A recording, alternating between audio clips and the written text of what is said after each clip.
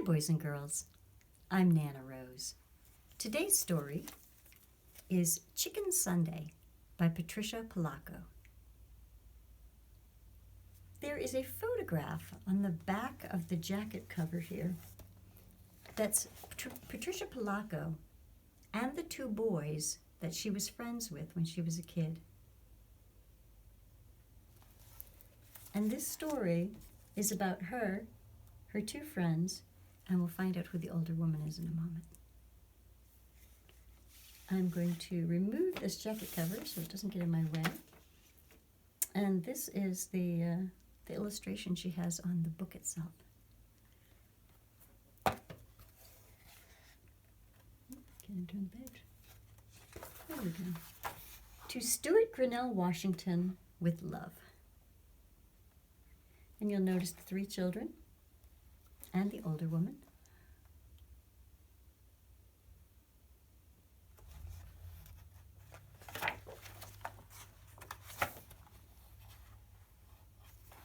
This illustration is done as if you're inside the store looking through the window. So you see hats, you see the children and the woman, and then backwards you see hats by. Because if you're on the outside looking in, it would say H-A-T-S-B-Y.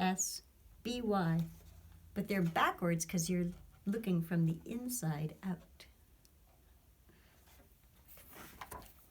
Stuart and Winston were my neighbors. They were my brothers by a solemn ceremony we had performed in their backyard one summer. They weren't the same religion as I was. They were Baptists. Their grandma, Eula May Walker, was my grandma now. My babushka had died 2 summers ago. Sometimes my mother let me go to church on Sunday with them. How we loved to hear Miss Eula sing. She had a voice like slow thunder and sweet rain. We'd walk to church and back. She'd take my hand as we crossed College Avenue. Even though we've been churching up like decent folks ought to, she'd say, I don't want you to step in front of one of those too fast cars. You'd be as flat as a hen's tongue. She squeezed my hand. When we passed Mr. Kudinsky's hat shop, Miss Eula would always stop and look in the window at the wonderful hats. Then she'd sigh, and we'd walk on.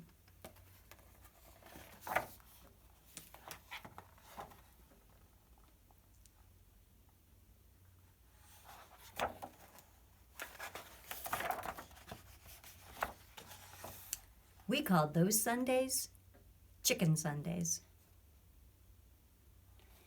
I like this illustration because Patricia Polacco has used photographs, real photographs, along with her own illustrations. So it's what we call mixed media. We called those Sundays Chicken Sundays because Miss Eula almost always fried chicken for dinner. There'd be collard greens with bacon, a big pot of Hoppin' John, corn on the cob, and fried spoon bread. One Sunday at the table, we watched her paper fan flutter back and forth, pulling moist, chicken-fried air along with it. She took a deep breath. Her skin glowed as she smiled. Then she told us something we already knew.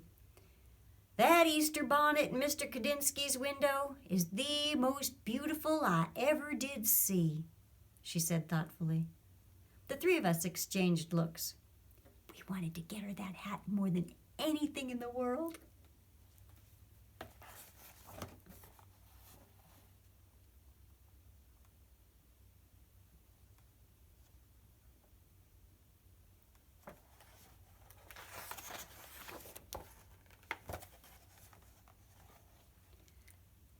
Stuart reached into the hole of our wish tree in the backyard. So they've all got coins in their hands.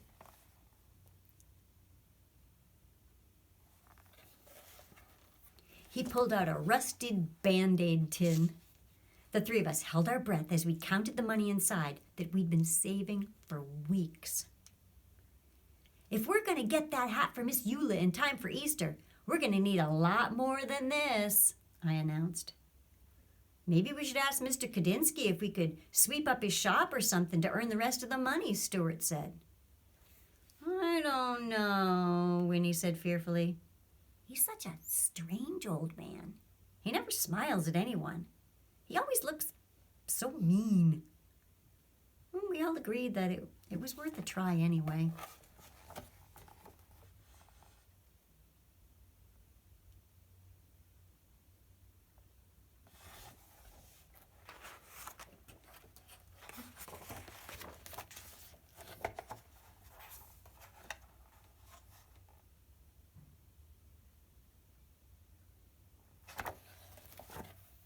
The next day, we took a shortcut down the alley in back of the hat shop.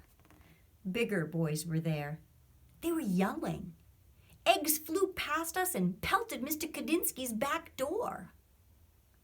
Just as the boys ran away, the door flew open. Mr. Kadinsky glared at us, straight at us. You there, he yelled. Why do you kids do things like this? It wasn't us, Stuart tried to say, but Mr. Kadinsky wouldn't listen to us. All I want to do is live my life in peace. I'm calling your grandmother, he shouted as he wagged a finger in Stuart's face.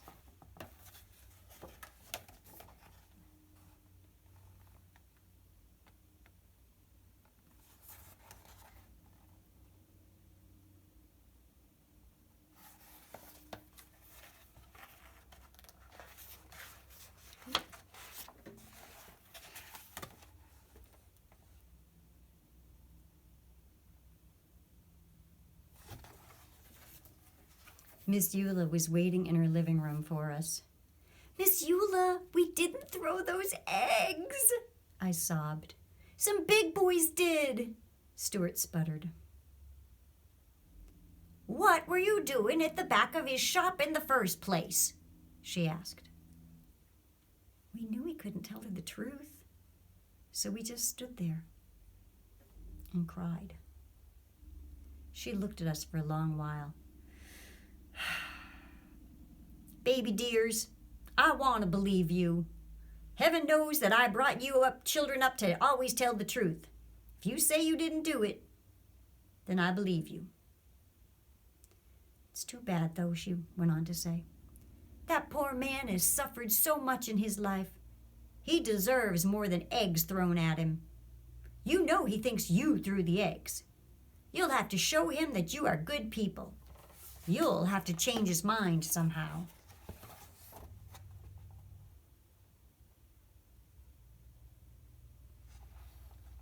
Again, there's a photograph mixed in with the illustration. And the children look so sad. Has anybody ever thought you were guilty of something that you were innocent of doing? It's a difficult position to be in, isn't it? They didn't do it, did they?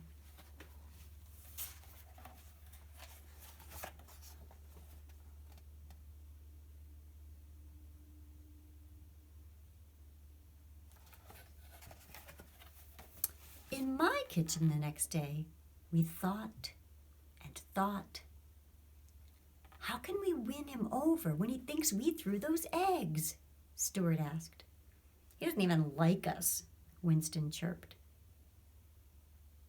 Eggs, I said quietly. Eggs? Stuart asked. Eggs! I screamed. I went to the kitchen drawer and took out a lump of beeswax, a candle, a small funnel with a wooden handle, and some packets of yellow, red, and black dye.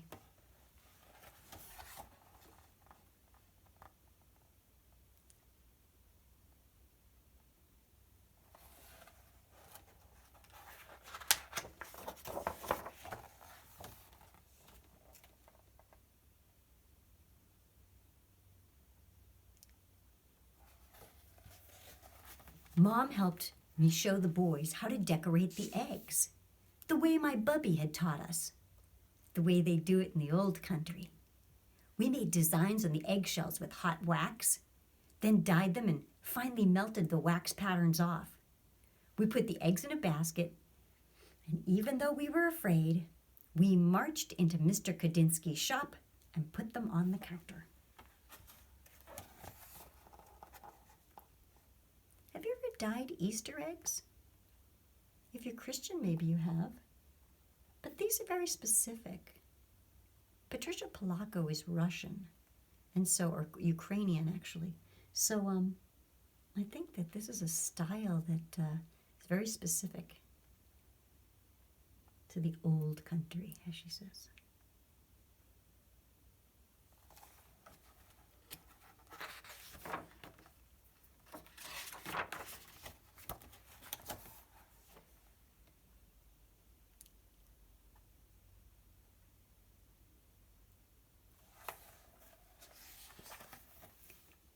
He raised his eyebrows and glowered at us. Then his eyes dropped to the basket. Spasiba, he said softly. That means thank you in Russian. Piansky eggs, he said as he looked closely. I haven't seen these since I left my homeland. We didn't throw those eggs at your door, Mr. Kadinsky, we told him. He looked at us for a minute. Well, you have great courage to be here. Chutzpah. You have chutzpah. Then his eyes glistened and his mouth curled into a warm smile. Come, have some tea with me.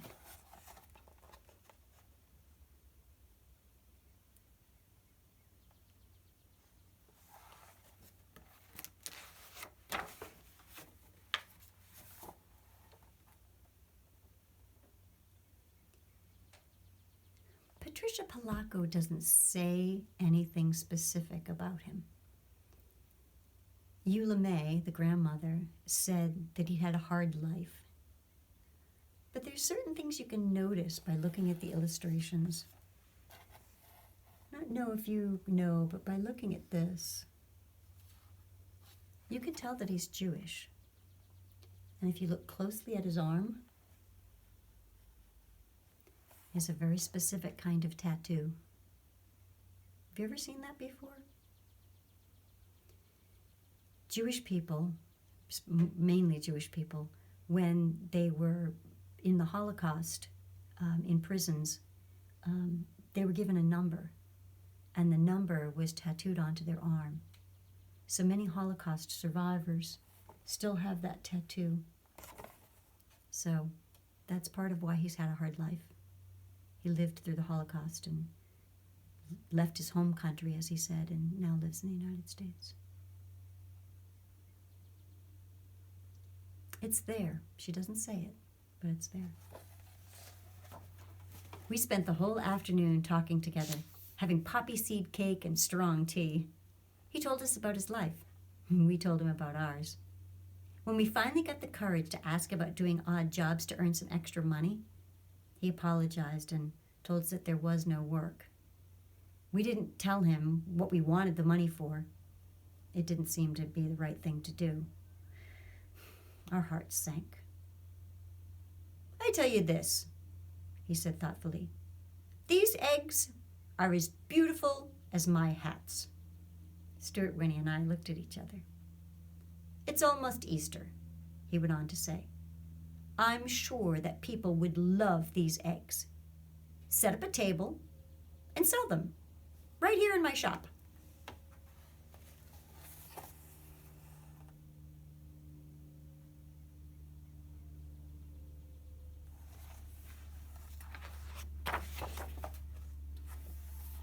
For the next few days, we worked very hard. We made almost a dozen Piansky eggs.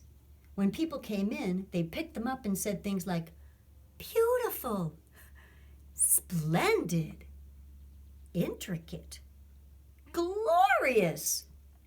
We sold them all in one single day. It says, for sale, real Ukrainian eggs.